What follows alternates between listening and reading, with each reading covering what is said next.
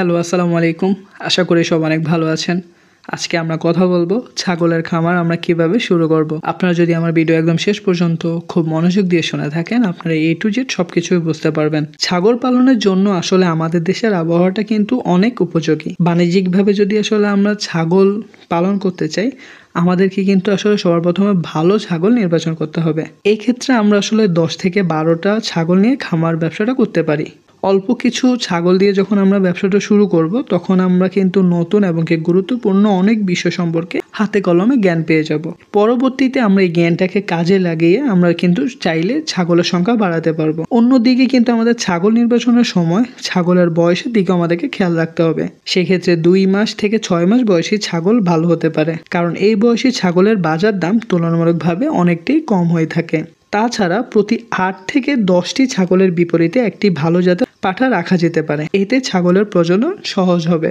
ছাগলের দাম কেমন হতে পারে সেটি জানার জন্য স্থানীয় কয়েকটি বাজার অথবা কৃষি খামারে ঘুরে দেখতে হবে, এমনকি সেখান থেকে একটা ভালো ধারণা নিতে হবে। এতে করে বিনিয়োগের পরিমাণ নির্ধারণ করে পরিকল্পনা করতে সহজ হবে, কারণ একটা ব্যবসা শুরু করতে গেলে সবার প্রথমে পরিকল্পনা করতে হয়। তাছাড়া ছাগলের বাসস্থানের জন্য ঘর নির্মাণের কত খরচ হতে পারে সে সম্পর্কে স্থানীয় যে মিস্ত্রি রয়েছে তাদের কাছ থেকে একটা ধারণা নিতে হবে।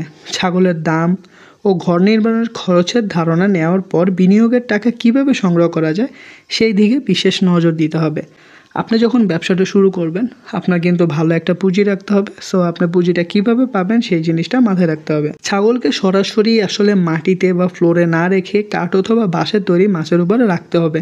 এতে করে হচ্ছে যে ছাগলের মধ্যে কোনো ধরনের রোগ জীবাণু আসার সম্ভাবনা থাকবে না। তাছাড়া খামার ঘরে কিন্তু যাকে তাকেই কিন্তু ঢুকতে দেওয়া যাবে না। খামারের আশপাশে কোনো ধরনের বিষাক্ত গাছপালাও কিন্তু রোপণ করা যাবে না, এবং কি যদি কোনো গাছপালা থাকে সেটাও পরিষ্কার করে ফেলতে হবে। ছাগলের স্বাস্থ্যের প্রতি সবসময় সজাগ দৃষ্টি রাখতে হবে। খামারে কোনো ছাগল রোগাক্রান্ত হলে সঙ্গে সঙ্গে সেই ছাগলটাকে সরিয়ে ফেলতে হবে, এবং কি পশু চিকিৎসকের মাধ্যমে চিকিৎসকের উদ্যোগ গ্রহণ করতে হবে। এই ক্ষেত্রে স্থানীয় পশু নিরাময় কেন্দ্র ও সরকারি প্রাণী সম্পদ অধিদপ্তরের সহায়তা নেওয়া যেতে পারে। এই নিয়ম মেনে ছাগল পালন শুরু করলে বাণিজ্যিকভাবে বেশ সফল হওয়া যায়। ছাগল ব্যবসা করার জন্য সবার প্রথমে আপনাকে একটা স্থান নির্বাচন করতে হবে। আপনার কিন্তু যথেষ্ট পুঁজি থাকতে হবে।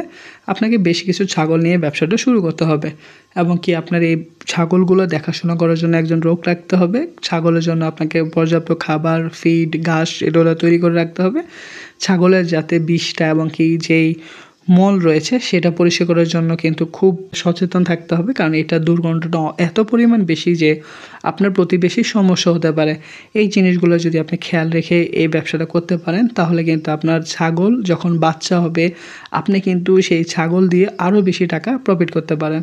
মানে হচ্ছে আপনি যদি 3 লাখ টাকা ছাগল দিয়ে ব্যবসা শুরু করেন, আপনি কিন্তু 3 বছর পরে সেটা 9 লাখ টাকা হয়ে যাবে। সো এই জিনিসগুলো খুব বেশি মনোযোগ দিতে হবে। এভাবে যদি আপনি ছাগলের ব্যবসা করেন এবং কি পরিচালনা করেন এবং কি নিয়মগুলো মানেন, তাহলে এই ব্যবসাটা আপনি সুন্দরভাবে করতে পারবেন। সবাই আমাকে ভালোবাসা দিবেন, সাপোর্ট করবেন। আসসালামু আলাইকুম।